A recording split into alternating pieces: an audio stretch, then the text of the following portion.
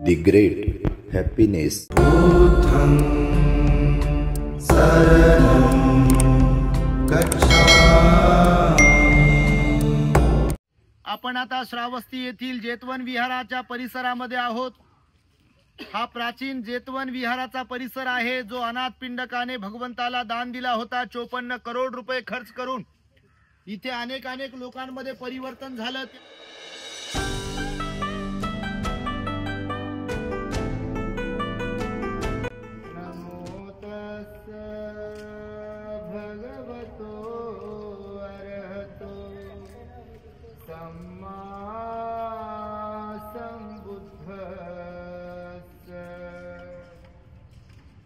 नमो बुद्धाय, नमो धम्माय, नमो संघाय।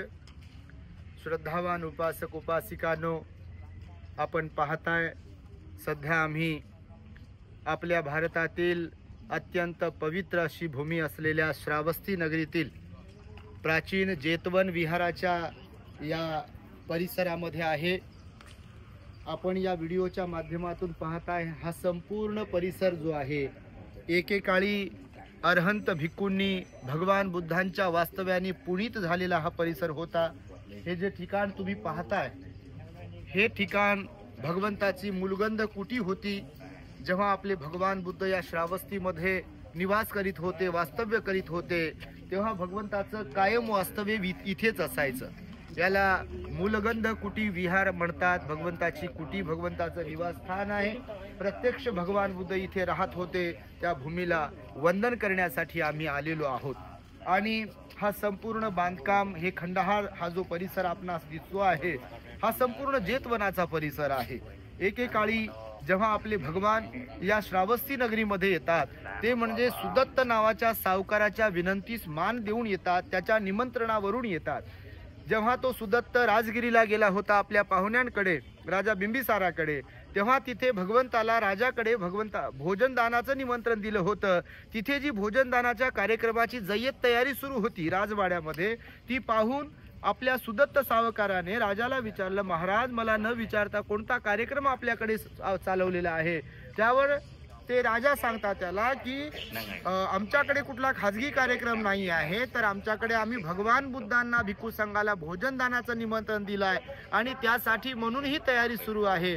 तेव्हा बुद्ध शब्द ऐकता क्षणी सुदत्ताच्या मनामध्ये श्रद्धा जागली आणि ती श्रद्धा जागल्यानंतर बुद्ध शब्द ऐकल्यावर भगवंताला भेटण्याची, त्यांचं दर्शन घेण्याची त्याला इच्छा निर्माण झाली आणि त्यानुसार तो सुदत्त भगवंताकडे जातो, भगवंताला विनंती करतो की भगवान मी श्रावस्ती येथून आलो आहे। तेव्हा भगवान बुद्ध सुद्धा प्रथम दर्शनी त्याला नावानेच हाक मारतात आणि अजून तो जास्त प्रभावित होतो। सुदत्त म्हणून भगवान त्याला हाक मारतात आणि मग तो भगवंताला विनंती करतो की भगवान मी श्रावस्ती येथून आलो आहे। कौशल प्रदेशाची ती राजधानी आहे। प्रसेनजित राजा तिथला राजा आहे, तो शासक आहे आणि तिथून मी आलो असल्या कारणाने माझी आपल्यावर श्रद्धा बसली आहे। तेव्हा माझी इच्छा आहे की आपणही आमच्या श्रावस्तीला यावं, त्यासाठी आमच्यावर अनुकंपा करावी, तिथे वास्तव्य करावं आणि आम्हाला उपदेश करावेत। आणि त्यानुसार मग भगवान बुद्ध या श्रावस्तीला येतात। भगवान बुद्ध श्रावस्तीला येण्यापूर्वी तो सुदत्त, ज्याला अनाथ पिंडक म्हणून ओळखल्या जाते, त्या अनाथ पिंडकाने भगवान बुद्धाला विहार बांधून दान देण्यासाठी जेत राजकुमाराचं जे उद्यान होतं त्या काळामध्ये, हा जो आता परिसर आहे जे जेतवन म्हणून बौद्ध साहित्यामध्ये प्रसिद्ध आहे, तर हे जेत राजकुमाराचं उद्यान होतं। वेगवेगळ्या प्रकारचे, वेगवेगळ्या जातीचे फळं फुलांनी युक्त, पक्ष्यांनी युक्त, प्राण्यांनी युक्त असलेलं हे वन होतं, उद्यान होतं। आणि हे भगवान बुद्धाला इथे विहार बनवून दान द्यायचे म्हणून जेत राजकुमाराकडे त्याने मागणी केली। जेत राजकुमार देण्यासाठी तयार होत नव्हता आणि बोलता बोलता त्याच्या तोंडातून शब्द गेले की सोनं जरी इथं अंतरलं तर त्या भावामध्ये तुला ही जमीन देतो। तर सुदत्ताने तो शब्द पकडला आणि खरोखरच या जमिनीवर, आता जिथे आम्ही चालतो आहे, जिथे तुम्ही पाहताय व्हिडिओच्या माध्यमातून, या जमिनीवरती त्या काळातले सुवर्ण मुद्रा त्याने अंतरल्या। बैलगाड्या भरू तो त्याच्या खजान्यातून सोनं आणत होता, या जमिनीवर अंतरत होता। थोडासा तुकडा फक्त शिल्लक राहिला होता।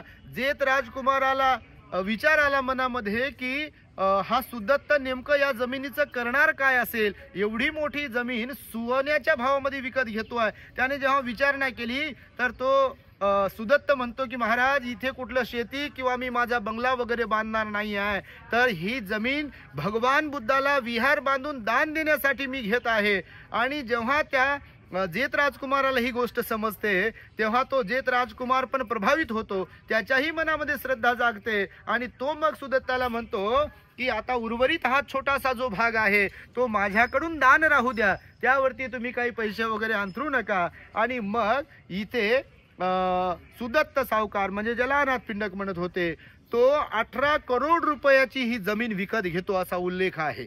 18 करोड रुपयाचं त्या काळामध्ये सुसज्ज सगळ्या सुविधांनी युक्त असलेलं विहार, त्या विहाराचं बांधकाम इथे करतो, जिथे हजारो भिक्खू राहू शकतील.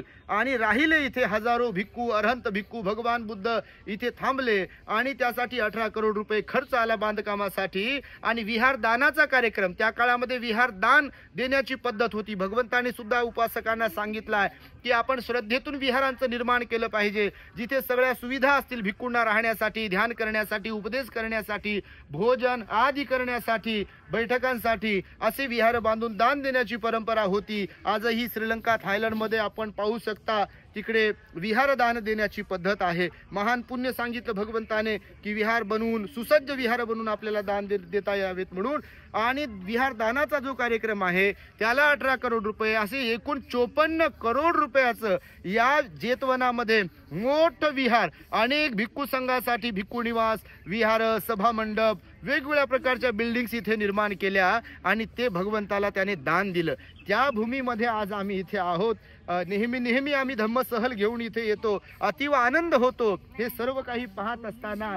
कारण एकेकाळी 2500 वर्षांपूर्वी कल्पना करू शकतो आपण, आपल्या भगवंताचं इथे वास्तव्य असेल. जेव्हा भगवंताचं आपल्या इथे वास्तव्य असेल तेव्हा भगवान बुद्ध आणि अनेक अरहंत भिक्खूंबरोबर ते राहत असतील. रोज आणि रोज भगवान बुद्धाला भेटण्यासाठी, आशीर्वाद घेण्यासाठी, दर्शन घेण्यासाठी, वंदन करण्यासाठी, उपदेश ऐकण्यासाठी, दान देण्यासाठी, ध्यान करण्यासाठी हजारोंच्या संख्येने लोक या जेतवनामध्ये येत असतील. कारण त्या काळामध्ये या श्रावस्ती नगरीची लोकसंख्या म्हणतात 7 कोटी होती आणि त्या 7 कोटीपैकी 5 कोटी लोक भगवंताला मानणारे होते, भगवंतावर श्रद्धा ठेवणारे होते.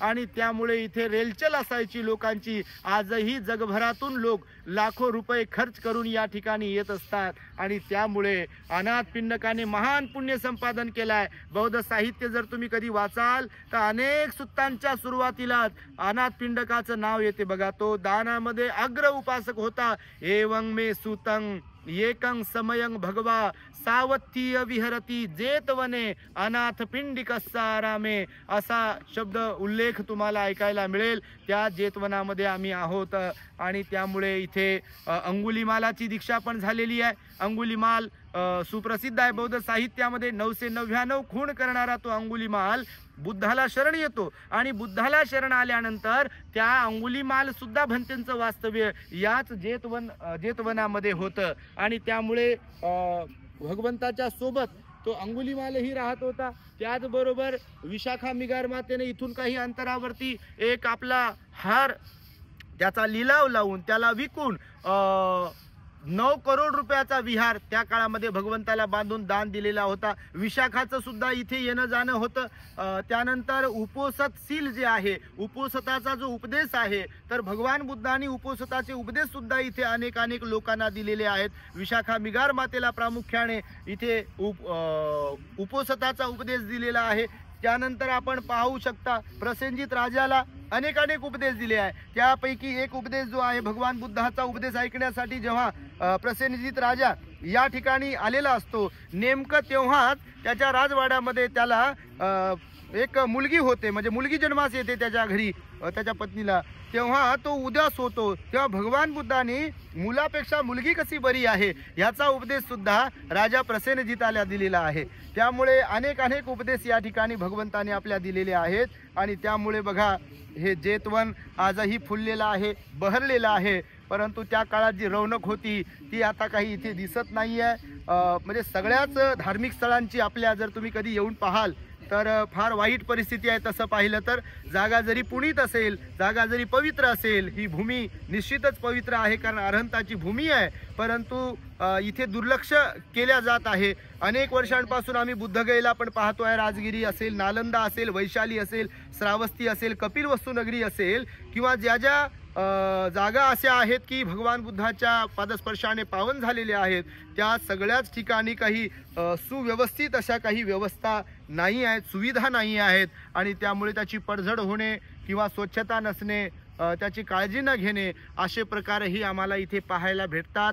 आणि दुःखही होते, आनंदही होतो आणि दुःखही होते. आणि त्यामुळे अनाथ पिंडकाला सर्वाधिक उपदेश या जेतवन विहारामध्ये भगवान बुद्धांनी दिलेले आहेत. म्हणून ही पावनभूमी आपल्यालाही दिसावी म्हणून आपल्या दी ग्रेट हॅपीनेसच्या माध्यमातून हा व्हिडिओ मी एक आपल्यासाठी सोडतो आहे. आपण पाहू शकता आता सध्या इकडनं सूर्य आहे, त्या साईडला आम्ही जातो. हा आनंद बोधिवृक्ष आहे. हा आनंद बोधिवृक्ष सुद्धा जेतवनाची एक शान आहे. त्या काळामध्ये तुम्ही ऐकलं असेल, कधी माहिती नाही प्रवचनांमधून, तर हा आनंद बोधिवृक्ष असं म्हणतात की जगातील जो धार्मिक वृक्ष ज्याला म्हणू शकतो आपण, तर सर्वात जुना बोधिवृक्ष हा आनंद बोधिवृक्ष आहे. आताच काही दिवसांपूर्वी बघा औरंगाबाद येथील साजापूरच्या आपल्या महाकरुणा बुद्धिस्ट मॉनेस्ट्रीमध्ये आम्ही याच आनंद बोधिवृक्षाची एक शाखा रोपित केलेली आहे. त्याचबरोबर बुद्धगया येथील महाबोधिवृक्षाची पण एक शाखा रोपित केली आहे. तर हा तोच आनंद बोधिवृक्ष आहे की जो आनंद बोधिवृक्ष भगवान बुद्धाच्या उपस्थितीमध्ये रोपित केला होता. तुम्ही पहा, बारकाईने पहा, तो आजही इथे आहे. या जेतवनाची तो शान आहे. जेतवनामध्ये हा आनंद बोधिवृक्ष उभा आहे. याला आनंद बोधिवृक्ष का म्हणतात आणि याचं रोपण केव्हा केलं, का केलं, इथे का लावला, तो याचा एक इतिहास आहे छोटेखानी. तो मी तुम्हाला सांगेल या व्हिडिओच्या माध्यमातूनच. जेव्हा भगवान बुद्ध इथे 25 वर्षावास करतात, भगवंताचे एकूण 45 वर्षावास झाले. सर्वाधिक काळ जर आपले भगवान कुठे राहिले असतील, वास्तव्य केलं असेल, तर ते म्हणजे या जेतवन विहारामध्ये, म्हणजे या श्रावस्तीला. एकूण 19 वर्षावास भगवंताने एकट्या या जेतवन विहारामध्ये केले. 19 वर्ष भगवान बुद्ध इथे होते. त्यानंतर इथून जवळच असलेलं, आता मी मगाशी तुम्हाला जे सांगितलं, आपल्या विशाखा मिगार मातेने दान दिलेलं पूर्वाराम नावाचं विहार आहे. ते पूर्वाराम विहारामध्ये भगवान बुद्ध 6 वर्ष राहिले.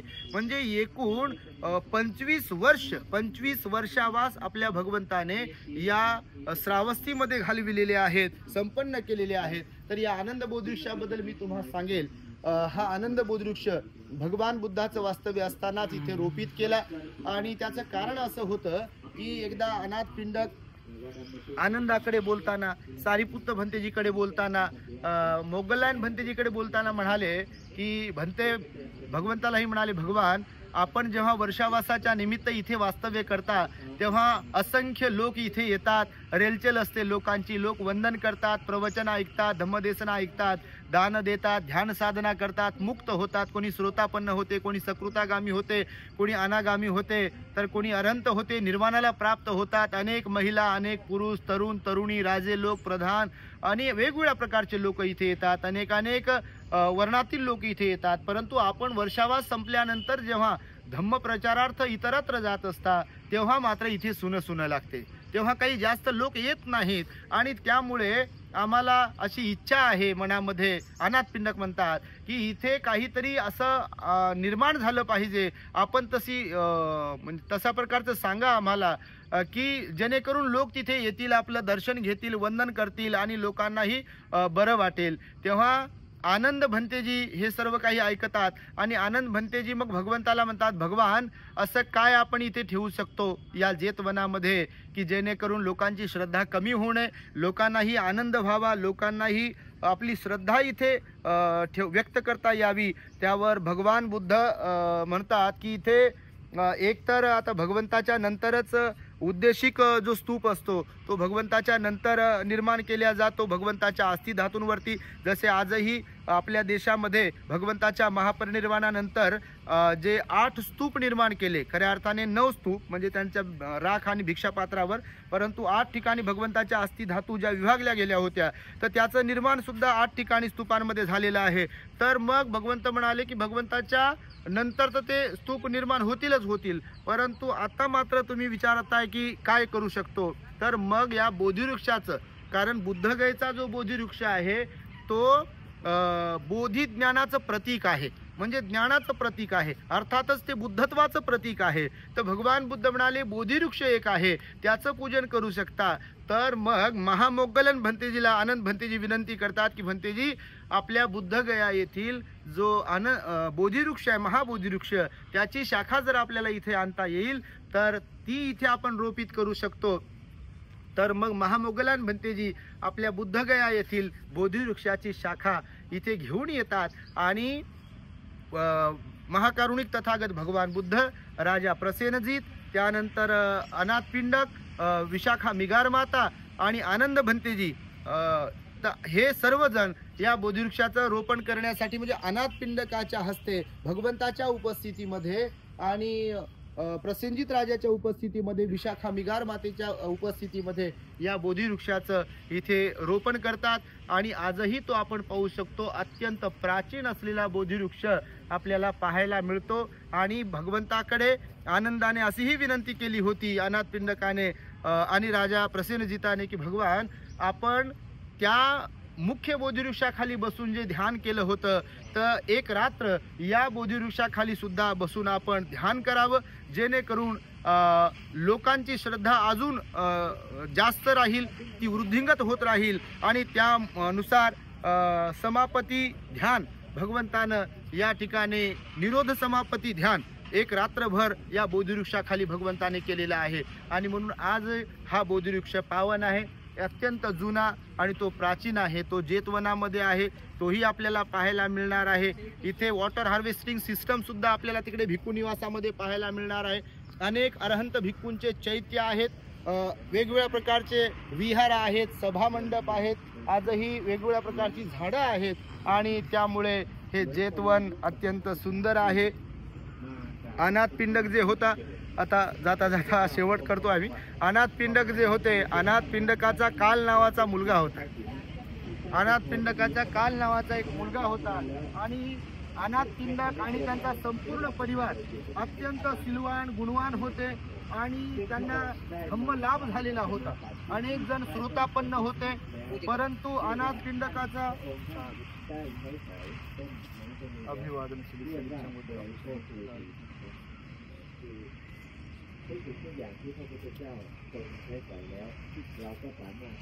तर अनाथपिंडकाचा जो काल नावाचा मुलगा होता तर तो मात्र धार्मिक नव्हता. आणि तो धार्मिक नव्हता तर मग अनाथपिंडकाला त्यामुळे दुःख व्हायचं. तो विचार करायचा, मी धार्मिक आहे, मी सिलवान आहे, मी श्रद्धावान आहे, माझी त्रिरत्नांवरती श्रद्धा आहे, माझ्या परिवाराची त्रिरत्नांवरती श्रद्धा आहे, परंतु माझा मुलगा जो आहे तर तो काही बुद्ध विहारात जात नाही, तो काही भगवंताला वंदन करत नाही, भिक्खू संघाला वंदन करत नाही आणि ही गोष्ट काही बरी नाही आहे. त्याच्या मनाला थोडंसं वाईट वाटायचं नेहमी. आणि मग एकदा तो आपल्या मुलाला लालूच दाखवतो. ॲक्च्युली खरं तर प्रत्येक माता पिताने याही घटनेचं, अनाथपिंडकाचा मुलगा आणि अनाथपिंडक या घटनेचं आपण एक प्रेरणा घेतली पाहिजे.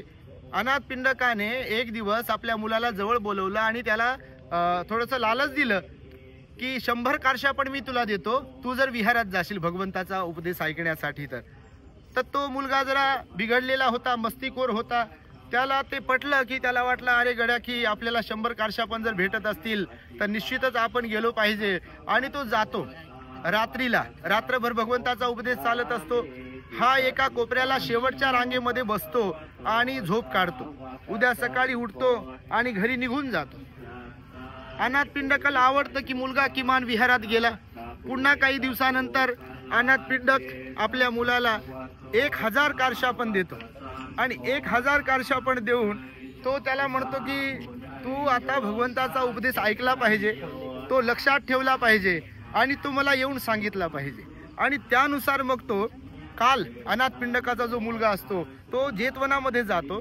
जेतवनामध्ये जाऊन रात्रभर तो तिथे जातो आणि शेवटच्या लाईनमध्ये बसतो, रांगेमध्ये बसतो. आणि जेव्हा भगवंताची दृष्टी त्याच्यावरती पडते, त्या काल नावाच्या मुलावरती, तेव्हा पुन्हा तो समोरच्या रांगेमध्ये येऊन बसतो. समोरच्या रांगेत येऊन बसल्यानंतर भगवान बुद्ध त्याला फोकस करून उद्देश करून उपदेश करतात आणि भगवंताचा उपदेश ऐकून तो काल नावाचा जो मुलगा असतो अनाथ पिंडकाचा तो श्रोतापन्न होतो, त्याला धर्मलाभ होतो. आणि त्याला धर्मलाभ झाल्यानंतर मात्र तो घरी निघून जातो. सकाळी घरी गेल्यानंतर त्याचे वडील त्याला 1000 दुसऱ्या दिवशी मग भगवान बुद्धाला अनाथ पिंडक भोजन दाण्यासाठी भिक्षू संघासह घरी बोलवतात आणि भगवंताला बोलवून आणण्यासाठी आपल्या काल नावाच्या मुलाला विहारात जेतवनात पाठवतात. आणि तो काल जेव्हा इकडे येतो तो भगवंताला घेऊन आपल्या घरी जातो. घरी भोजन भगवंताचं आटोपल्यानंतर अनाथ पिंडक आपल्या पुत्राकडे 1000 काश्या आपण देऊ करतो, सुवर्ण मुद्रा त्या काळातल्या. परंतु तो काल काही तर सुवर्ण मुद्रा घेत नाही. आणि तो न घेण्याचं कारण भगवंताला तर भगवान सर्वज्ञ असतात आपले आणि भगवान मग हे जाणतात सर्व काही. आणि भगवान बुद्ध स्मित हास्य करतात आणि अनाथ पिंडकाला सांगतात की सुदत्त, आता काल तुझं पैसे काही घेणार नाही, कारण त्याला धम्मलाभ झालेला आहे. आता तो श्रोतापन्न झालेला आहे.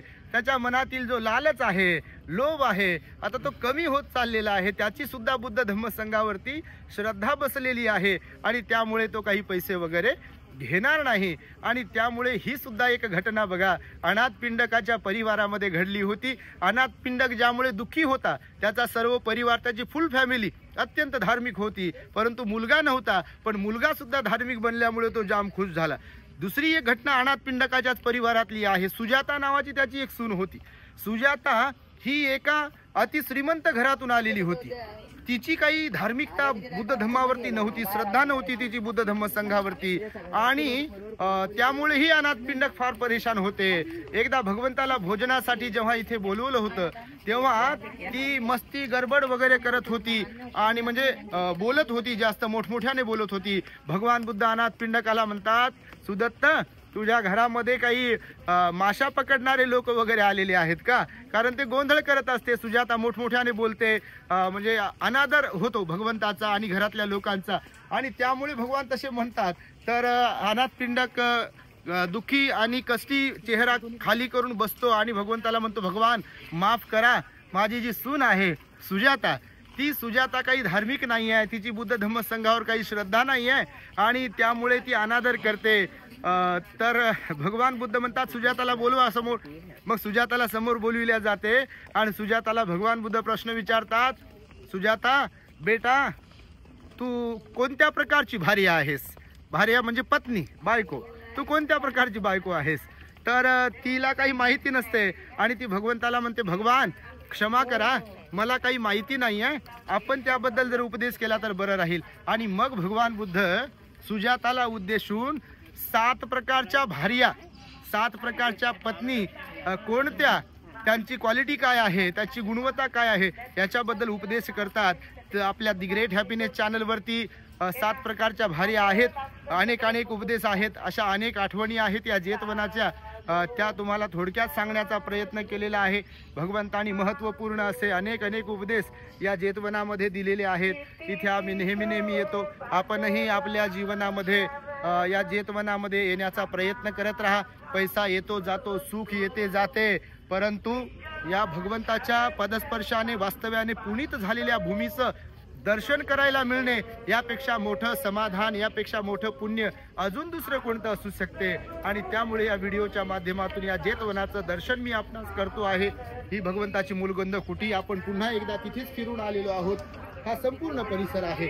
थायलंडची लोक आहेत बघा, थायलंडचे भिक्खू आहेत, थायलंडचे उपासक आहेत, ज्यांना इथे येण्यासाठी, भारतामध्ये येण्यासाठी लाखो रुपये खर्च करावे लागतात. लोक श्रद्धेने येतात. China, Japan, Laos, Cambodia, Vietnam, Sri Lanka अशा कितीतरी देशातली लोक आपल्या भारतामध्ये येतात, बुद्ध भूमीचं दर्शन घेतात. बुद्ध भूमीचं दर्शन घेऊन पावन होतात, ते सद्गदित होतात आणि त्यांनाही वाटते आपलं जीवन आता सक्सेस झालाय, पूर्ण यशस्वी झालाय. आणि त्यामुळे तुम्ही पाहू शकता हा श्रीलंकेचा ग्रुप आहे. हे इकडं थायलंडचा ग्रुप आहे पाठीमागे तुम्ही जर पाहत असाल, अत्यंत शिस्तबद्ध पांढऱ्या कपड्यांमध्ये उपासक आहेत, भिक्खू आहेत, वंदना करतात. तेव्हा तुम्हाला सुद्धा आपल्या चॅनलच्या माध्यमातून मी सांगेल, आपण सुद्धा त्रिरत्नांवरती श्रद्धा ठेवावी, स्थिर श्रद्धा ठेवावी.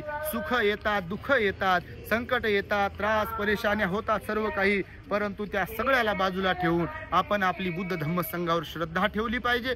ज्यांची बुद्ध धम्म संघावर श्रद्धा आहे असे लोक बघा अंगुलीमालासारखे बदलू शकतात. म्हणून मुळात श्रद्धा हा पाया आहे आणि ती श्रद्धा जर आपल्यामध्ये असेल तर कितीही दुःख संकट जरी आपल्या वाट्याला आली तरी सुद्धा त्यातून आपण सुटका करून घेऊ शकतो. आणि त्यामुळे हाच माझा शुद्ध हेतू आहे या व्हिडिओला बनविण्यामागचा.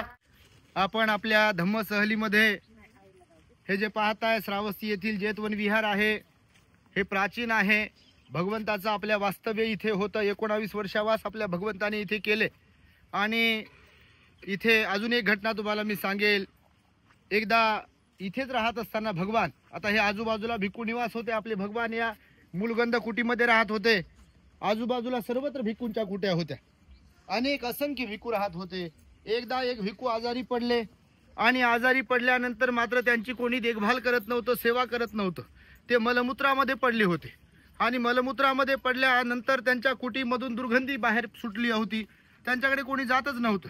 जेव्हा भगवंताला समजलं तेव्हा काही भिक्खूंनी भगवंताला सांगितलं, भगवान एक भिक्खू बऱ्याच दिवसांपासून आजारी आहे आणि त्यांच्याकडे कोणी लक्ष देत नाही आहे, कोणी सेवा करत नाही आहे आणि त्यांच्या पूर्ण मलमूत्र त्यांच्यातून बाहेर पडत आहे, त्यांच्या रूमचा कुटीचा दुर्गंध येतोय सर्वत्र. तर भगवंत म्हणाले की आनंदाला आनंद आपण जाऊया. तर आनंदाबरोबर भगवान तिकडे गेले, गरम पाणी केलं. भगवंताने आनंदाने त्या भंतीजीला आंघोळ घातली, त्यांची रूम स्वच्छ केली, चिवर कपडे त्यांचे धुवून काढले आणि भगवंताने ते भंतीजी व्यवस्थित झाले. तर त्यांना विचारलं की तुम्ही अशा अवस्थेत का आहात, तुमची कोणी सेवा का करत नाही आहे. तर ते भंतेजी म्हणाले, भगवान माफ करा, मी कधी कोणाची सेवा केली नाही, मी कधी कोणाला चांगलं बोललो नाही आणि मी कधी कोणाची मदत केली नाही. त्यामुळे होऊ शकते की माझ्या कर्माचा हा परिणाम असेल. त्यावर भगवान बुद्धांनी आपल्या भिक्षूंना एकत्र बोलवलं आणि समजावून सांगितलं की भिक्खूंनो, आपण जर दुसऱ्याची झालो तरच दुसरे आपले होतील. आपण कधी कोणाची सेवा नाही केली तर आपली सेवा का म्हणून कोणी करेल. म्हणून सदैव जीवनामध्ये सेवाभाव जोपासला पाहिजे.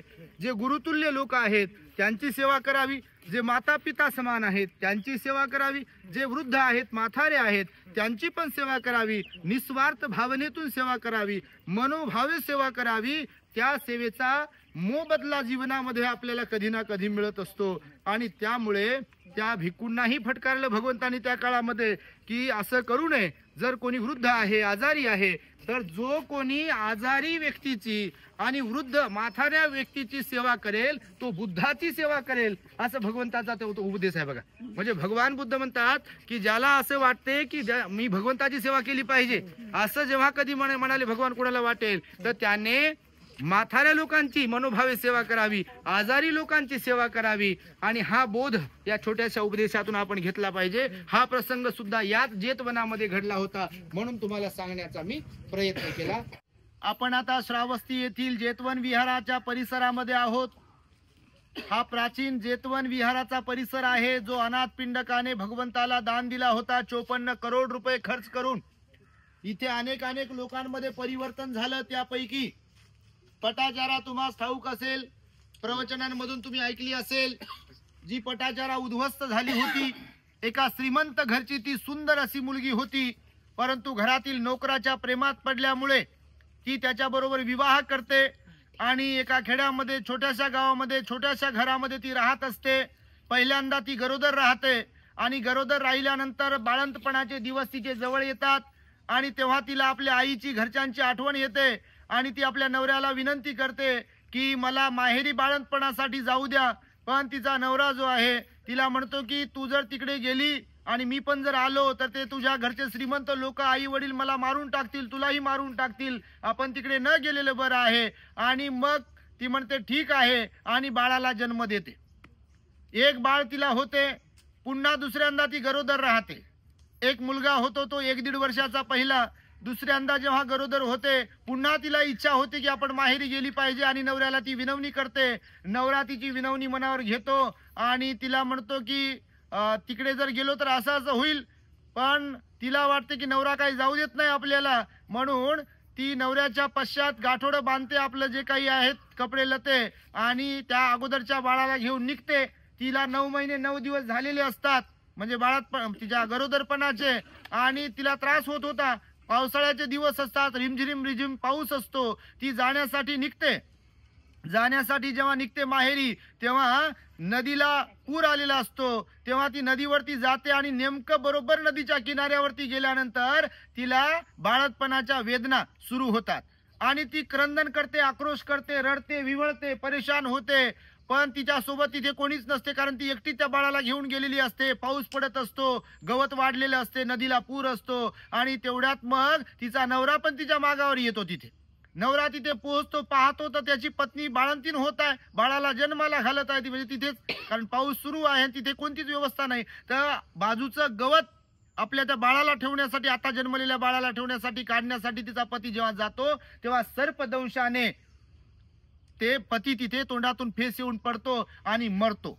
ती धाय मोकलून रडते. तिला तिथे सहकार्य करण्यासाठी कोणीच नसते आणि ती विचार करते आता पाऊस पण पडत आहे, छोटस एक बाळ आहे, त्याच्या अगोदरचं एक बाळ आहे, नवरा पण मेला, आता सासरी कोणी नाही आहे, माहेरी गेल्याशिवाय गत्यंतर नाही आहे. आणि म्हणून मग ती विचार करते की आपण माहेरी जाऊ. माहेरी जाऊ तर आता नदीला पूर आहे, 2 लेकरं घेऊन ओली बाळंतीण कशी जाणार. पण ती विचार करते की अगोदरच्या बाळाला पलीकडे नेऊन सोडते आणि नंतर आताच्या या बाळाला घेऊन पुन्हा नदी क्रॉस करते. ती तसं करते, अगोदरच्या बाळाला पलीकडे ठेवते. ते बाळ 1-1.5 वर्षाचं, त्याला तिकडे ठेवून नदीमध्ये उतरते या ओल्या बाळाला, आता जन्मलेल्या बाळाला घेण्यासाठी. बरोबर नदीच्या मधोमध प्रवाहामध्ये जेव्हा येते तेव्हा एक पक्षी आता जन्मलेल्या बाळावरती घिरट्या मारतो आणि तेव्हा त्या पक्षाला हुसकावण्यासाठी, हाकलून लावण्यासाठी ती अशी हातवारे करत असते.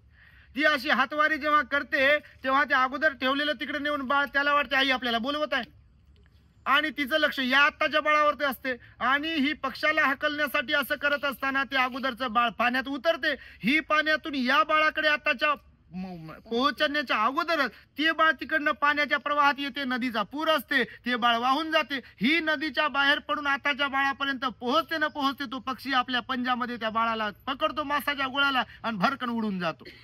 एकाच क्षणामध्ये बघा, पती जातो सर्पदंशाने, आता जन्मलेलं बाळ पक्षी घेऊन जातो, अगोदरचं बाळ पुराच्या पाण्यात वाहून जाते. आणि ती मग धाय मोकलून रडते, डोक्यावर परिणाम होतो तिच्या, पागल सारखी होते, विवस्त्र होऊन फिरत राहते या श्रावस्ती नगरामध्ये. विवस्त्र पटाचारेला बुद्ध चिवर घालून देई, आहे ना, अशा प्रकारचे काव्य पण आहे. तर ती पटाचारा मग अशीच पागल होते, म्हणजे डोक्यावर परिणाम होते. आणि साहजिकच आहे, कुणाचा पती जर जवानपणामध्ये जातो, मुले जर अशा प्रकारे मरतात, घरदार कोणीच नसते, ती पटाचारा जेव्हा मग माहेरी जायला तशीच रडत पडत निघते ना, तर माहेरातला जाताना पोहोचण्याच्या अगोदरच 2-3 सरण जळत असतात. तिच्या माहेरातले लोक तिच्याकडे पाहताना तिला म्हणतात की पटाचारा, आम्हाला वाटलं पावसाळ्याचे दिवस आहे, नदीला पूर आलेला आहे, तू काय येणार नाही, पळून गेली होती, तुझं येणं होणार नाही, म्हणून आत्ताच आम्ही अग्नी डाग दिला. पावसामुळे घर अंगावर कोसळलं, त्याच्यामध्ये तुझे मायबाप भाऊ मृत्युमुखी पडले. किती दुःख असेल. असं दुःख कधी कुणाच्या वाट्याला येऊ नये. पण ती पटाचारा जेव्हा डोक्यावरती परिणाम होते, इकडे तिकडे पळते, विवस्त्र असते, पागल सारखं फिरते या श्रावस्ती नगरामध्ये, ती पटाचारा एक दिवस या जेतवनाच्या जवळ येते आणि जेतवनाच्या जवळ आल्यानंतर भगवंताची कृपा दृष्टी तिच्यावरती पडते. भगवंताची नजर ज्यांच्यावरती पडली ते महान पुण्यवान होते.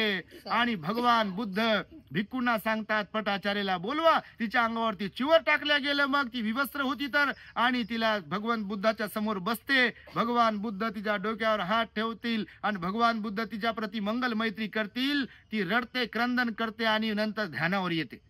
भगवंताचा आशीर्वाद, भगवंताची मंगल मैत्री म्हटल्यावर हत्ती जर बदलू शकतो तर माणसं कसं नाही बदलणार. आणि तेवढी पात्रता पुण्याची असेल तर बिलकुल बदलू शकतात. पटाचार्याची भावना भगवंतावरती आली, भगवंताच्या बद्दल श्रद्धा निर्माण झाली आणि ती पटाचारा बघा भगवंताला शरण आली. भगवंताला शरण आल्यावर ती भिक्खुनी बनली आणि भिक्खुनी बनल्यानंतर मग महिलांना ती उपदेश करत होती. अरहंत झाली ती पटाचारा. थेरी बौद्ध साहित्यामध्ये थेरी गाथा आहे, ती अनेक महिलांना आजही उपदेश देते बघा थेरी गाथाच्या माध्यमातून, की इथे कोणाचं कोणी नाही आहे, जर मरण यायचं असेल, जर दुःख यायचं असेल, तर आपण निमित्त ठेवतो फक्त की यांच्यामुळे दुःख आहे, त्यांच्यामुळे दुःख आहे, यांच्यामुळे असं झालं, त्यांच्यामुळे. हकीकत मध्ये भगवान सांगतात म्हणायची की दुःख आणि सुखाला जबाबदार आपलेच कर्म असतात आणि कर्माचाच हिशोब असतो इथे सर्व काही. ते मग पास्ट भूतकाळातील कर्म असतील किंवा वर्तमान जीवनातील कर्म असतील, त्या कर्मामुळेच आपल्याला सुख आणि दुःख मिळते. अशी पटाचारा जी उद्ध्वस्त झाली होती ती पूर्व पदावर आली भगवान बुद्धांच्या मुळे. आणि तिची सुद्धा कहाणी जी आम्ही प्रवचनांमधून सांगतो ती याच श्रावस्ती नगरातली पटाचारा होती. हे वेळ होता म्हणून बापा तुम्हाला सांगितलं. धन्यवाद. त्या बोधिवृक्षाला रोपण करण्यासाठीचा प्रयत्न आनंद भंतेजीने केल्यामुळे याला नामाभिधान काय प्राप्त झालं? आनंद बोधिवृक्ष. आणि या पृथ्वी तलावरचा हा म्हणजे बुद्धत्व प्राप्त झाल्यावर भगवंताला जो पिंपळाचं झाड बोधिवृक्ष म्हणतो, सर्वात जुना जर बोधिवृक्ष कोणता असेल आता तर हाच बोधिवृक्ष आहे बघा. सर्वात जुना भगवंताच्या उपस्थितीमध्ये लावलेला तोच बोधिवृक्ष. असं म्हणतात बौद्ध साहित्यात की हा बोधिवृक्ष तिथे लावला होता जिथे जेतवन विहाराचं मेन गेट एंट्रन्स होतं. आता इथेच कुठेतरी त्या काळामध्ये मेन एंट्रन्स असेल या विहाराचं, कारण मोठा परिसर होता. विहार म्हणजे आज आपल्याला वाटतात 4 भिंती, पण भगवंताच्या काळात 4 भिंतीला विहार म्हणत नाही. जसे आपल्या वस्त्यांमध्ये आता विहार असतात ना, हॉल असला, मूर्ती ठेवली की विहार, तर विहार तेवढ्यालाच म्हणत नाहीत. जिथे अनेक भिक्खू राहू शकतील, जिथे सभामंडप असेल, जिथे उपोषणागार असेल, असे वेगवेगळ्या प्रकारचे टॉयलेट बाथरूमची व्यवस्था आहे, खूप चांगल्या प्रकारची सगळ्या सुविधा आहेत, त्याला विहार म्हणतात. आणि त्यामुळे हे बोधिवृक्ष जो आहे बघा, याला काही होऊ नये म्हणून त्याला ती माती लेपलेली आहे विशिष्ट प्रकारचं केमिकल वगैरे लावून, कारण कीड बीड लागते ना कधी कधी, म्हणून त्याच्या फांद्या खाली येऊ नये म्हणून इथे हे कॉलम लावलेले आहेत बघा. फांद्या खाली येऊ नये, चिरू नये, तो तुटू नये. कारण श्रीलंकेमध्ये पण जो मूळ बोधिवृक्षाची शाखा गेली ना सम्राट अशोकाच्या मुलीच्या मार्फत, संघमित्राच्या मार्फत, तर तिथे तर सोन्याचे कॉलम आहेत. आपण तोही मूळ बोधिवृक्ष तिथे पाहिला आपण, 4थ्या पिढीमधला बुद्ध गेला, त्याला पण बघा सोन्याचे कॉलम वगैरे लावलेले आहेत. तर हा बोधिवृक्ष अत्यंत पावन पवित्र आहे. साधू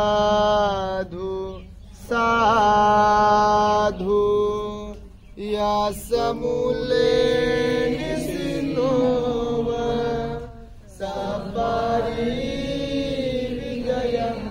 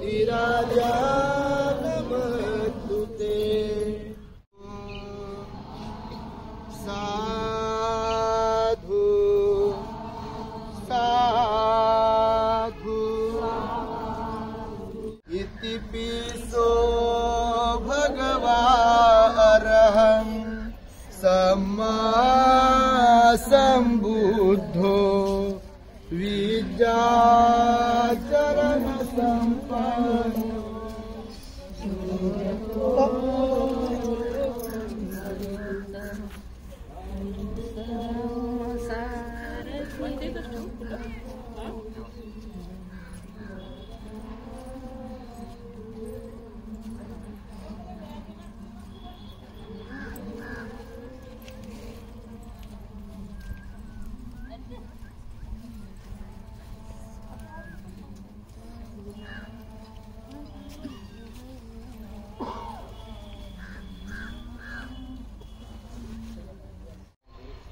त्या प्रत्येक व्यक्तीने आपल्या जीवनामध्ये ध्यान करणे आवश्यक आहे.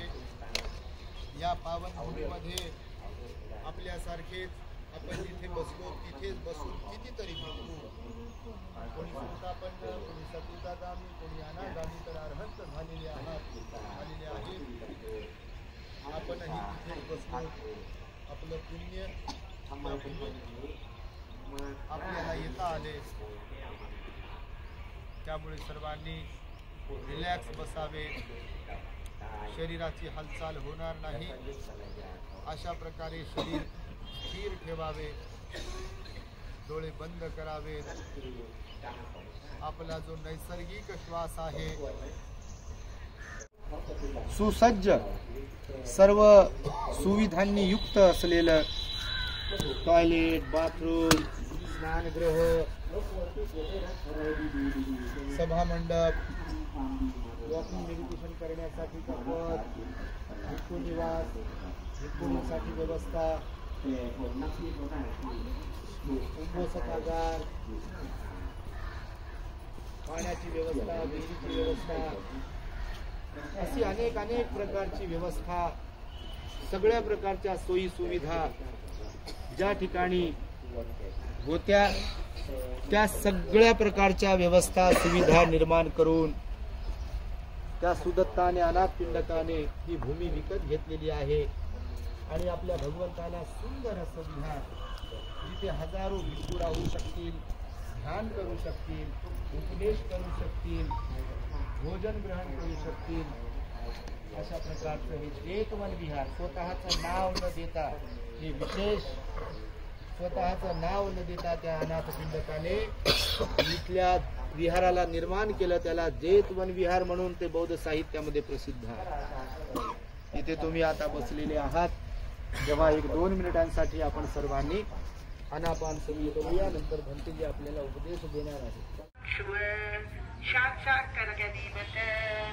हेतु वेवा वासना वेवा साधुक्याना उदाई अपितेरुवत समायदिमु कायेन वाचा चित्तेन परादेन अज्ञाकरमे बंदे संज्ञातनागत कायेन वाचा चित्तेन परादेन मया गतं अज्ञाकरमे धम्म संदितिक कायेन वाचा चित्तेन परादेन मया अज्ञाकरमे संग सुपरिपन्नतर एतावचा चाम्मे संपदा पुण्य संपदा सब्बे देवा सब्बे भूता सब्बे सत्ता अनुमोदन्तु सब्ब सम्पत्ति सिद्धिया कासत्ता च बुम्मन्ता अनागामैन्दिगा पुण्यन्तं अनुमोदिता चिरन्त्रक्कन्तु देशनं चिरन्त्रक्कन्तु लोकशासनं चिरन्त्रक्कन्तु मम